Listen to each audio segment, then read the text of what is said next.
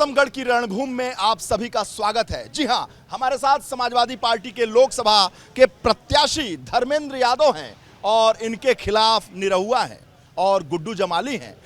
रणभूमि में निकल चुके हैं धर्मेंद्र यादव। इनसे जानते हैं कि कितना कठिन है आजमगढ़ की डगर।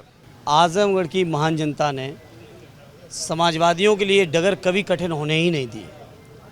यहाँ की जनता का इतना साथ मिला है, पार्टी को इतना सम्मान बढ़ाया है हमारे राष्ट्रीय अध्यक्ष जी का, आदरणीय नेताजी का, हमारी सोच और विचारधारा का, कि आजमगढ़ के लोगों ने कभी कठिन डगर होने ही नहीं दी समाजवादियों के लिए। तो चलिए धर्मेंद्र जी, डगर पर ही निकलते हैं, जमीन पर ही निकलते हैं, लोगों के बीच निकलते हैं और देखते हैं कि आखिर धरती कितनी मजबूत है समाजवादियों। बहुत मजबूत है। आज़ादी से लेके आज तक जितने चुनाव हुए, अधिकांश चुनाव में लोगों ने समाजवादियों को साथ दिया है, समाजवादियों को मौका दिया है। और विशेषकर जब किसी सत्ता ने अत्याचार अन्याय किया है, शोषण किया है गरीबों का, किसानों का, नौजवानों का, मजदूरों का, तो मैं समझता हूँ आजमगढ़ के लोगों ने हमेशा ऐसे अत्याचारियों को जवाब देने का काम किया है। तो चलिए चलते हैं।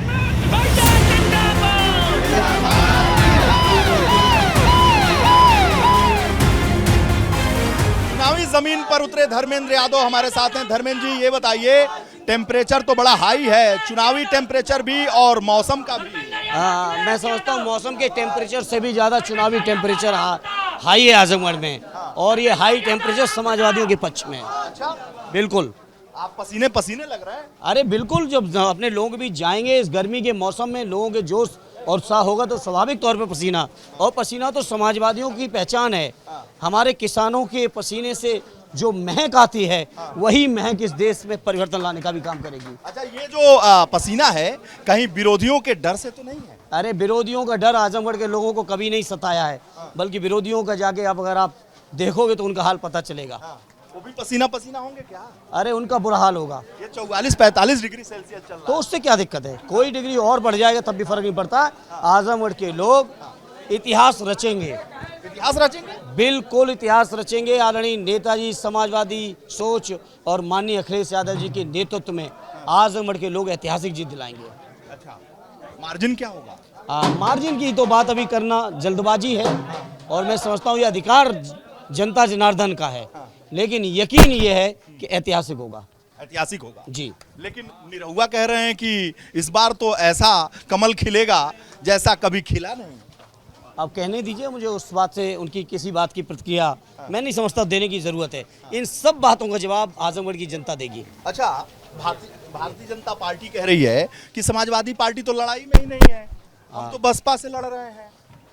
तो वो लड़ते रहे ना, हो सकता है दूसरे नंबर की लड़ाई लड़ रहे हो। दूसरे नंबर की? बिल्कुल। अच्छा, आजमगढ़ ने पहला स्थान तो हमेशा समाजवादियों के लिए सुरक्षित रखा है। अच्छा, अब दूसरे, तीसरे, चौथे की लड़ाई कौन लड़ रहा है, इस बात की समाजवादियों को न चिंता है न परवाह है। अच्छा, बिल्कुल। तो जनता का समर्थन पूरा है? बिल्कुल, आप स्वयं जनता से बात करेंगे तो आपको महसूस होगा। रणभूमि में कोई दिक्कत? किसी तरह की कोई दिक्कत नहीं। रणबांकुरे उतर चुके हैं? बिल्कुल उतर चुके हैं, और सबसे बड़ी चीज है ये लड़ाई जनता लड़ रही है। अच्छा, हम लोग तो एक माध्यम मात्र हैं। हाँ। हम लोग तो एक लोगों के बीच जाना, अपनी जिम्मेदारी जो है वो कर रहे हैं। असली चुनाव तो आजमगढ़ के लोग लड़ रहे हैं। आजमगढ़ के किसान, नौजवान, व्यापारी, मजदूर, बुनकर, दलित, शोषित, पीड़ित, अल्पसंख्यक, पिछड़े, जिन लोगों के साथ इन्होंने अन्याय किया है, जातिगत जनगणना के नाम पर कितने दिनों से मांग चल रही देश की संसद में, आज भी भारतीय जनता पार्टी की नीयत खराब है। उत्तर प्रदेश के मुख्यमंत्री किसी कीमत पे नहीं दिखना चाहते हैं कि समाज के किसकी भागीदारी कितनी है, जिससे कि लोग अपने अधिकारों का तार्किक तरीके से जो मांग कर सकें, ऐसा ये आंकड़ा पेश नहीं होने देना चाहते। जातिगत जनगणना रोक रखी है, बेरोजगारों के रोजगार रोक रखे हैं। अच्छा, आजमगढ़ में मुद्दा कौन सा है? आजमगढ़ में मुद्दा सिर्फ समाजवाद है।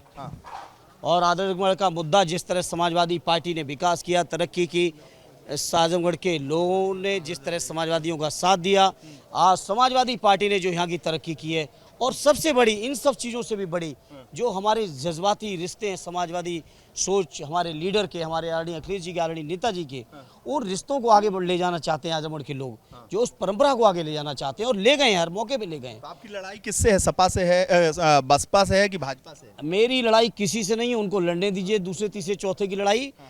आजमगढ़ के लोगों ने इतना सम्मान दिया है, इतना मौका दिया है कि मुझे यकीन है कि आजमगढ़ के लोगों के बीच में ये पहले स्थान सुरक्षित है।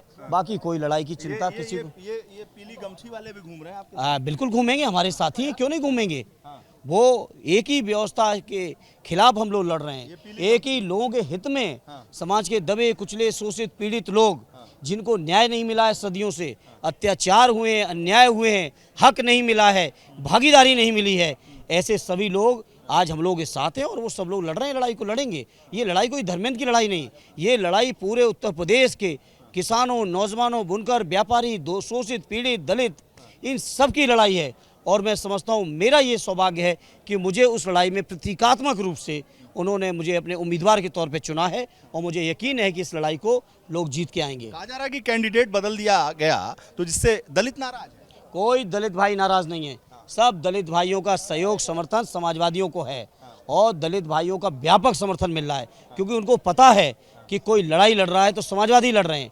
जो लोग कभी दलित समाज के अलमतदार बनते थे वो आज भारतीय जनता पार्टी की बी टीम के तौर पे काम कर रहे हैं। ये उत्तर प्रदेश की विधानसभा के चुनाव के माध्यम से पूरे देश ने देखा है। इसलिए दलित समाज को उम्मीद है कि देश का संविधान कोई बचाएगा, बाबा साहब भीमराव अम्बेडकर की विचारधारा का कोई लेके चलेगा तो माननीय अखिलेश यादव हैं, समाजवादी व्यवस्था, समाजवादी पार्टी है और स्वाभाविक तौर पर उनका पूरा आशीर्वाद हमको मिल रहा है।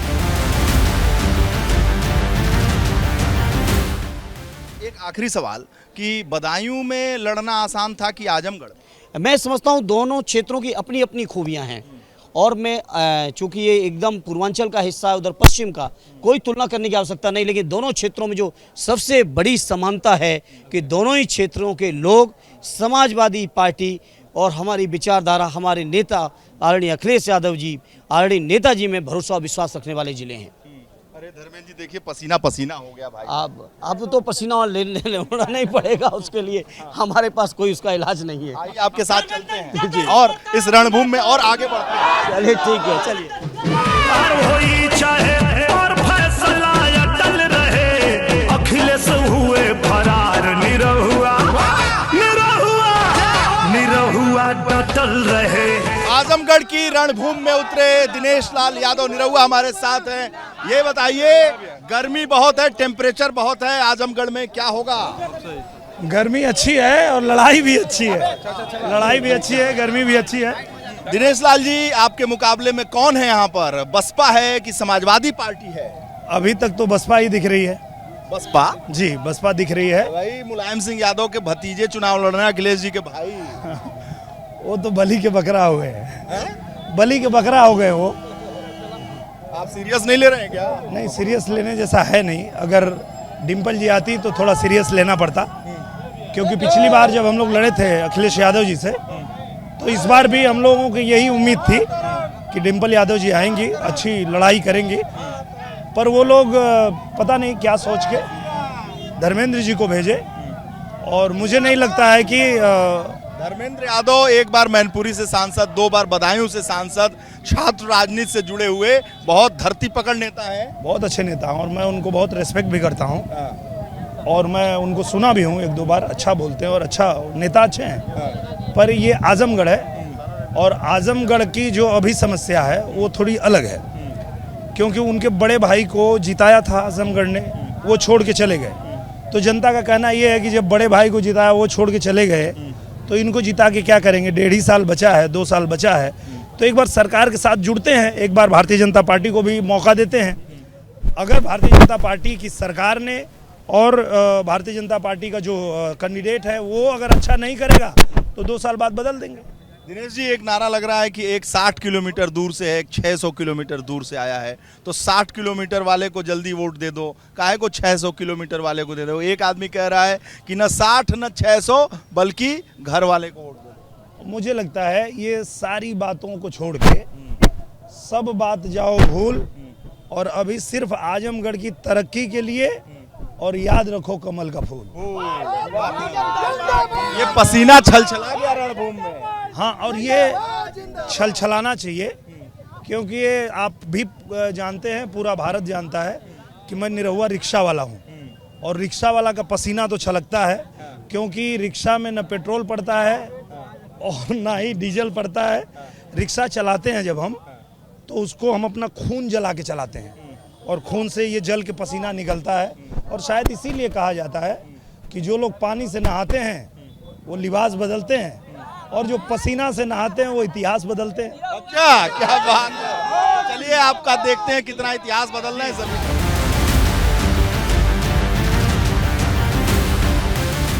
दिनेश भाई, अभी मैं देख रहा था मौलाना साहब भी दुआ दे रहे थे। बिल्कुल, मैं आपको बात बता रहा हूँ कि जितने लोग इस भ्रम में हैं, जितने लोग इस भ्रम में हैं कि मुसलमान का वोट, यादव का वोट, वो जो पहले टिपिकली कहीं एक जगह पे जाता था वैसा कुछ होने वाला है, तो वो इसलिए नहीं होने वाला है कि इस बार वोट पड़ने वाला है आजमगढ़ के विकास के लिए।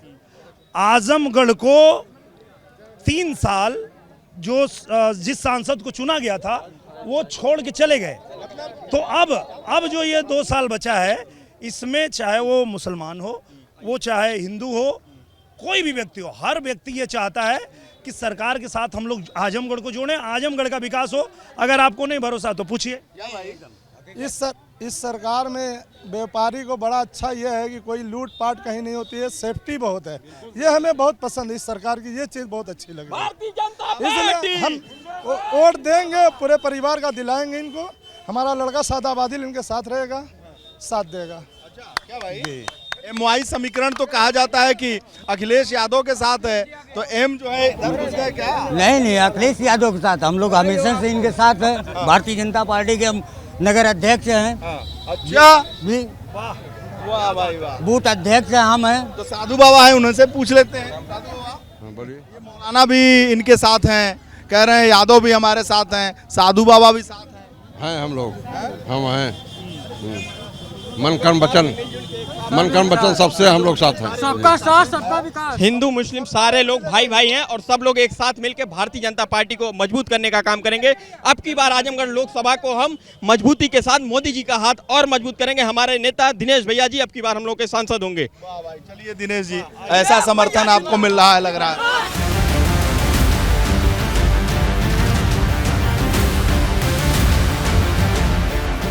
दिनेश जी, प्रभु की शरण में हैं आप, डर लग रहा है क्या? बड़ा सही सवाल आपने किया, पर हम लोग डरते नहीं हैं, और नहीं डरने के पीछे एक ही कारण है।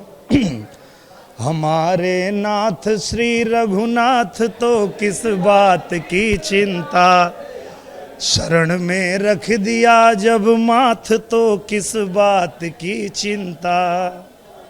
हमें क्या चिंता है? अरे जो चिंता करनी है वो करेंगे, प्रभु श्री राम करेंगे। हम तो बस जनता से अपना उनको सेवा करने के लिए एक अवसर मांग रहे हैं। जनता ने अगर अवसर दिया तो सेवा करेंगे। अच्छा, आप हैं तो फिर बिना गाने के कोई कैंपेन नहीं खत्म होगा। आप बताइए, अपने विरोधियों के लिए क्या बनाया है? विरोधियों के लिए तो मैंने यही बनाया है कि आजमगढ़ से ध्यान कबो ना हटल रहे, आजमगढ़ से प्यार कबो ना घटल रहे, अखिलेश हुए फरार निरहुआ डटल रहे, अखिलेश हुए फरार निरहुआ डटल रहे, आजमगढ़ से प्यार कबो ना घटल रहे। अब भौजी आवे चाहे भैया होई आजमगढ़ जम के, अब भौजी आवे चाहे भैया होई आजमगढ़ जम के, आर होई चाहे पार फैसला अटल रहे, अखिलेश हुए फरार निरहुआ डटल रहे। वाह वाह, देखा आपने, निरहुआ सटल रहे, इनका बहुत फेमस गाना है। और ये कह रहे हैं कि आजमगढ़ में ये सटे रहेंगे, लगातार बने रहेंगे और डटे रहेंगे। बहुत बहुत धन्यवाद आपका।